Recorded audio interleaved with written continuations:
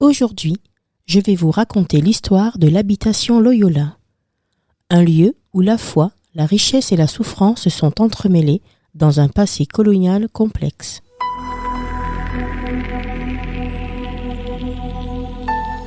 En 1668, dans la région de Remire-Montjoly, un groupe de jésuites s'installe sur des terres fertiles, acquises auprès des autorités coloniales. Leur objectif est double: établir une base pour leur mission d'évangélisation et générer des ressources économiques pour financer leur activité religieuse. Ils bâtissent ce domaine Habitation Loyola, un hommage à leur fondateur, Ignace de Loyola. Mais sous ce nom pieux se cache une exploitation qui va marquer à jamais l'histoire de la Guyane. Les jésuites transforment ces terres en une immense plantation.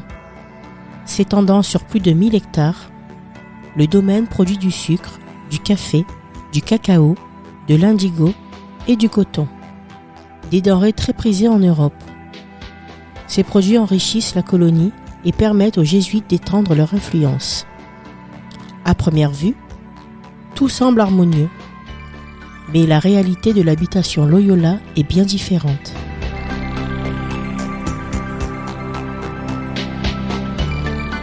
Le succès de cette plantation repose sur un système cruel, l'esclavage. Au XVIIIe siècle, environ 500 esclaves travaillent ici. Des hommes, des femmes et des enfants, arrachés à leurs terres en Afrique, sont contraints à des journées interminables dans des conditions inhumaines. Sous le soleil brûlant, ils coupent la canne à sucre, récoltent le coton et traitent les feuilles d'indigo. La violence, la faim et les maladies rythment leur existence. Pourtant, l'habitation Loyola est bien plus qu'une simple plantation. C'est une petite cité organisée autour d'un pouvoir colonial. On y trouve une imposante maison de maître, symbole de l'autorité des jésuites. Une chapelle domine le site, où les esclaves sont baptisés et évangélisés. Une pratique qui mêle spiritualité et contrôle social. Un hôpital rudimentaire, une forge, une purgerie pour le sucre et un cimetière complètent cet ensemble, illustrant l'autonomie de cette plantation.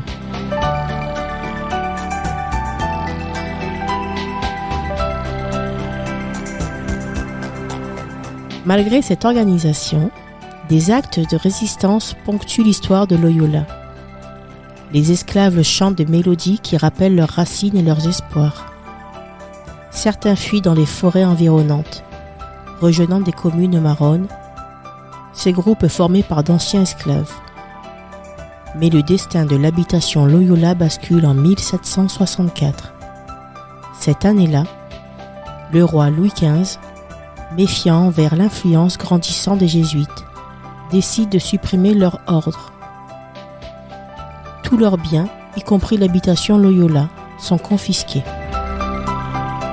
Le domaine est rebaptisé Beauregard et passe entre les mains de divers propriétaires. Cependant, les temps ont changé et la plantation ne retrouve jamais sa prospérité passée. Lentement, la forêt reprend ses droits, engloutissant les bâtiments et les souvenirs dans un silence pesant. Il faut attendre 1988 pour que les vestiges de l'habitation Loyola soient redécouverts.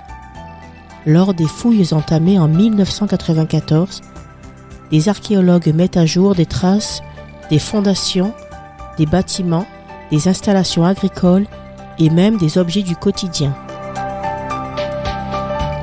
Ces découvertes racontent l'histoire d'une Guyane coloniale où richesse et souffrance cohabitaient.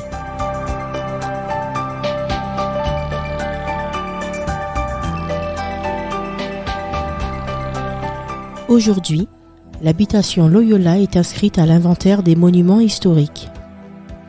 Les visiteurs qui arpentent ce site se retrouvent face à une réalité poignante. Les murs effondrés et les pierres usées portent encore la mémoire de ceux qui ont vécu et travaillé. C'est un lieu de réflexion où se mêlent les souvenirs d'un passé prospère pour certains, tragique pour d'autres. Dans le murmure du vent qui traverse les ruines, certains disent entendre les échos du travail des esclaves, leurs chants et leur silence chargés d'espoir. L'habitation Loyola n'est plus une plantation, mais elle demeure un témoin essentiel de l'histoire de la Guyane et de ses luttes. Un lieu où passé et présent se rejoignent pour nous interroger. Et vous, avez-vous déjà visité le site archéologique de Loyola ? Des journées portes ouvertes lors des fouilles archéologiques et des journées du patrimoine s'adressent au grand public. Profitez-en!